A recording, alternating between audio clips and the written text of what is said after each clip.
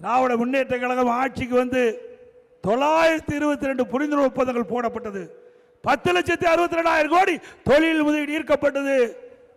இதெல்லாம் நிறைவேற்றுகின்ற பொழுது சுமார் 32 லட்சம் பேருக்கு வேலை கிடைக்கும் அப்படின்னு சொல்லிட்டு இன்னொரு கருத்தை சொல்றார். திராவிட முன்னேற்ற கழக ஆட்சியில் 77% புரிந்துணர்வு ஒப்பந்தங்கள் நிறைவேற்றப்பட்டது என்று ஒரு பொய்ய சொல்றார். அப்படியே திரு ஸ்டாலின் அவர்களே, 77% புரிந்துணர்வு ஒப்பந்தங்கள் போடப்பட்டிருந்தா பல லட்சம் பேருக்கு வேலை கிடைச்சிருக்கிறோம். இந்த அம்பத்தூர் ஆவடியில் எத்தனை லட்சம் பேருக்கு வேலை கிடைச்சிருக்குது? கிடைச்சிருக்குதா? 2019 ஜனவரி மாதம் சென்னையில் தொழில் முதலீட்டு மாநாட்டை நடத்தினோம். சுமார் 3,05,000 கோடி தொழில் முதலீட்டு ஈர்க்கப்பட்டு 304 புரிந்துணர்வு ஒப்பந்தங்கள் போடப்பட்டு பல லட்சம் பேருக்கு வேலைவாய்ப்பு உருவாக்கி தந்த அரசாங்கம் அதிமுக அரசாங்கம்.